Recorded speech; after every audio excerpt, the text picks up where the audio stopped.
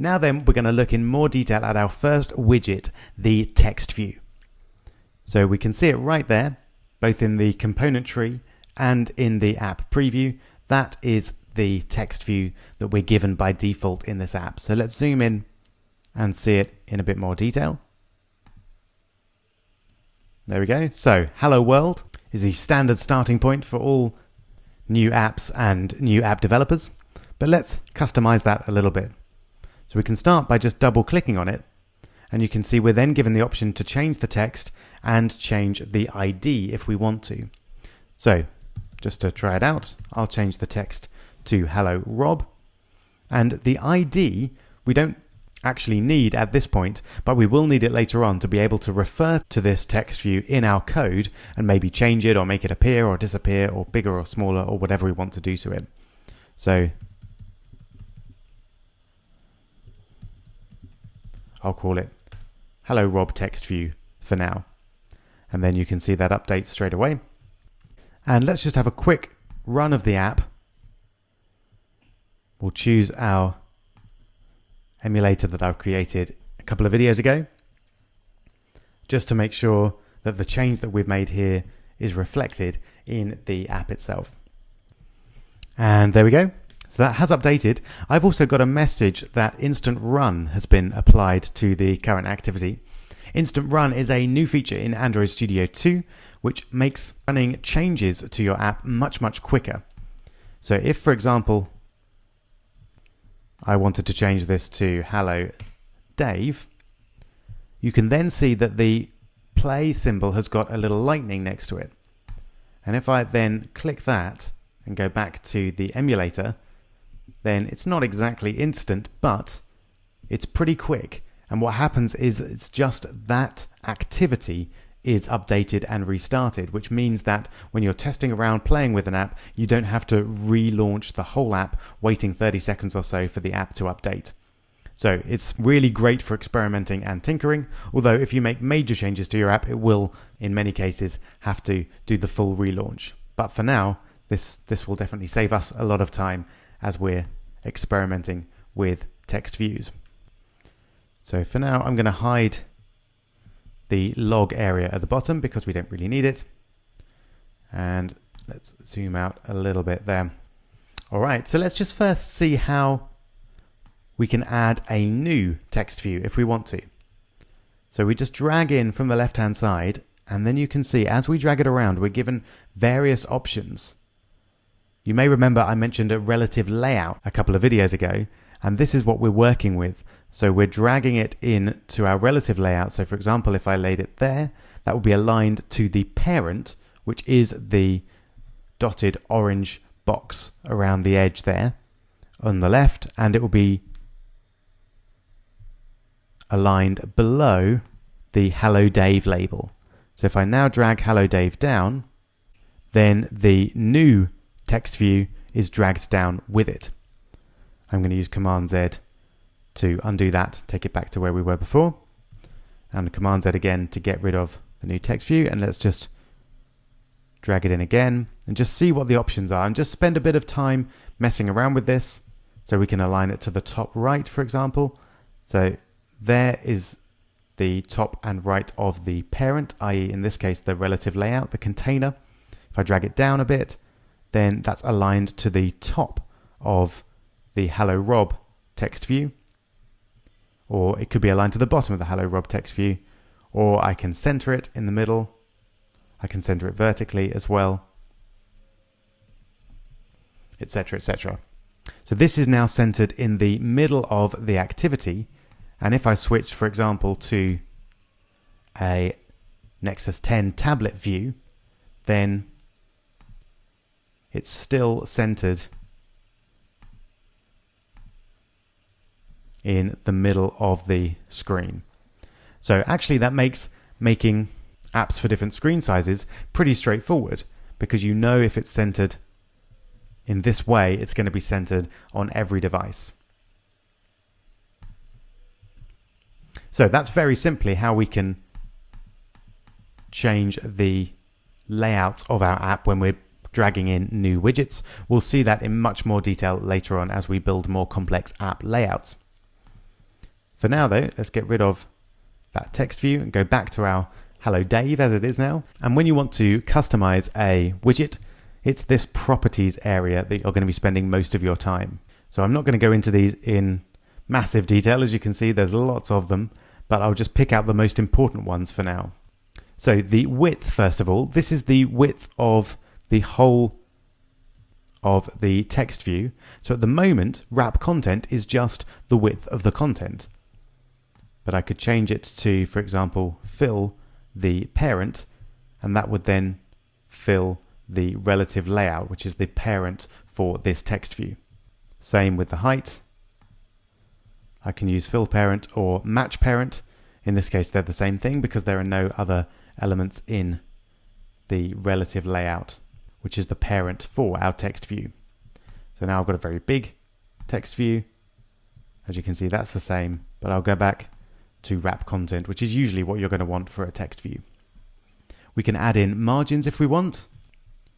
So for example, I could add a margin of 10 dps, and you can see that's now moved it to the right and down. It's worth getting clear what a dp is. A dp is short for density independent pixel, and a dp is essentially 1/160th of an inch. So 160 dps are roughly 1 inch on any Android device. So when you're designing your layouts, DPs are almost always the best option to use. If for some reason you need to be extremely precise, you can use px for pixels, but that's generally quite a bad idea because it won't scale well on different devices. So use DPs for almost all measurements, except for an exception that we'll see in a moment. Now with margins, of course, we could set them all to 10 dp, or we could, for some reason, set the left margin to 30 and the top margin to 60. You can see that you get that effect there.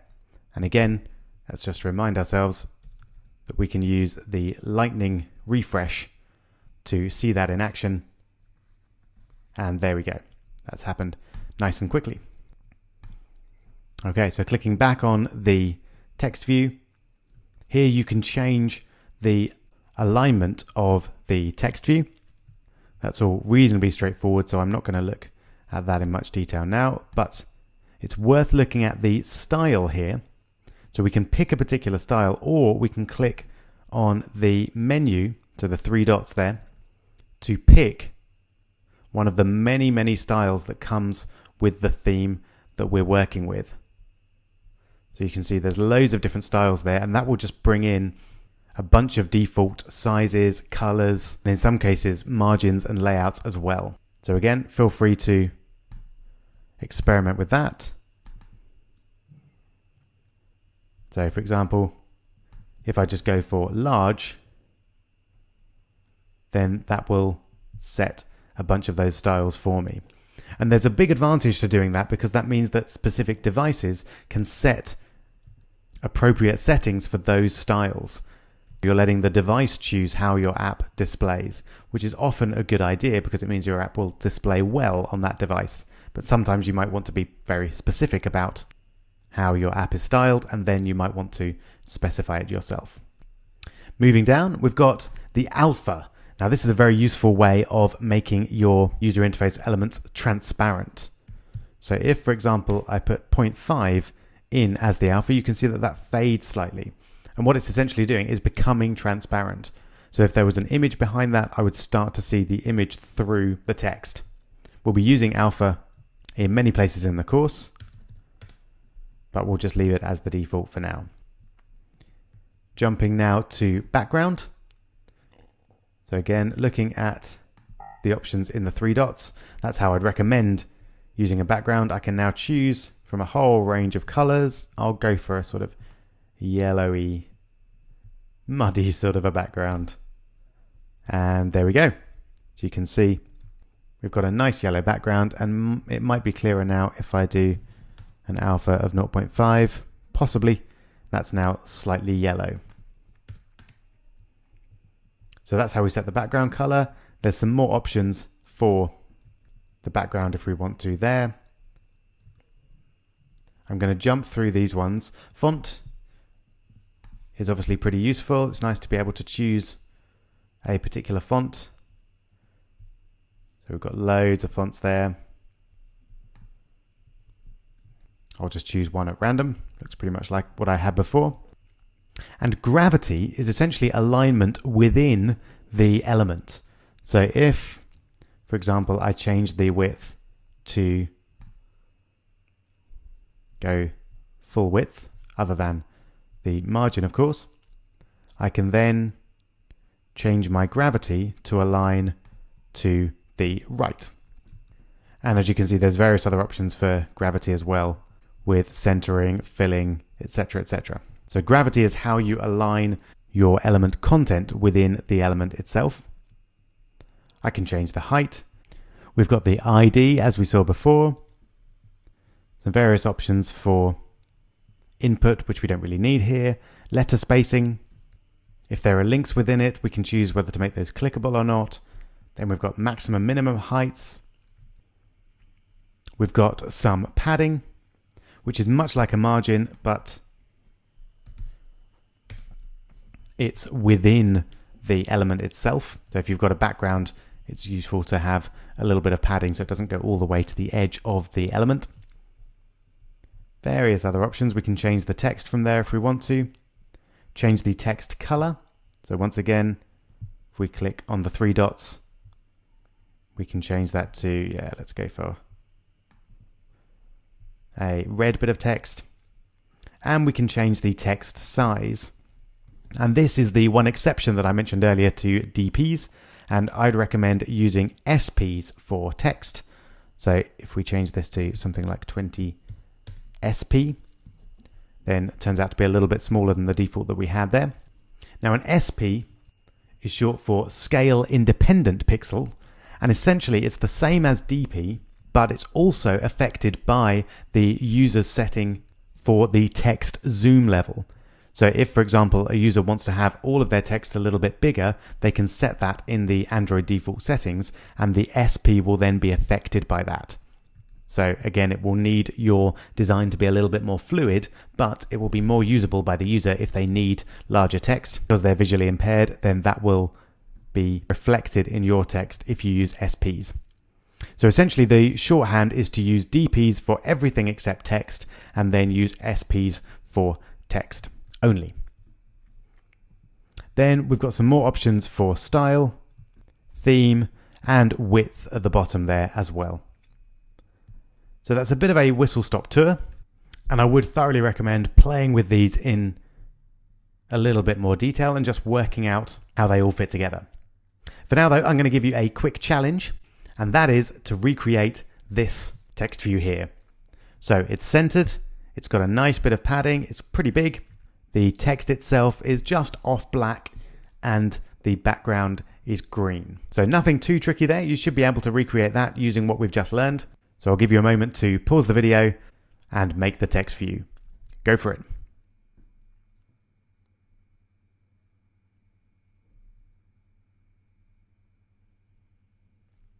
Okay, I hope that went well. So I'm going to start by dragging in my text view.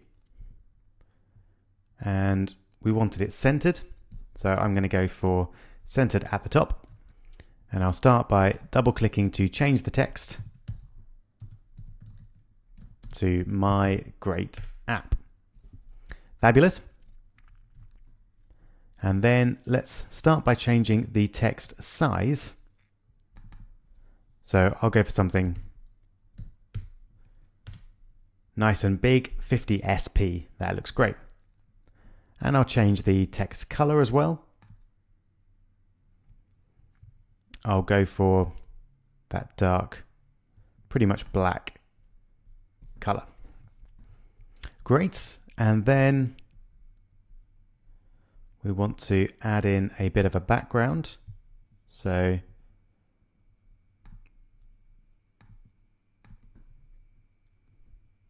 let's choose the green that I suggested. There we go. Lovely green background. And finally, a bit of padding.